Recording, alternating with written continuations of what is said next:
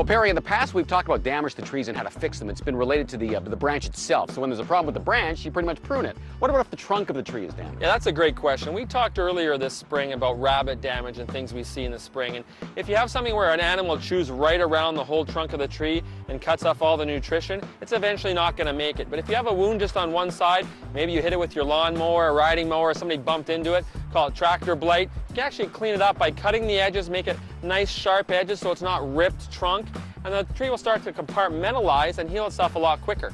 Wouldn't it be easier to just use something like pruning paint? Yeah, there's been studies done on pruning paint and pros and minuses, and I don't like it. I think that it doesn't help the tree heal quickly, and so you want to make sure you just clean it up and let Mother Nature do its own thing in terms of healing itself. All right, no pruning paint. Join us next time.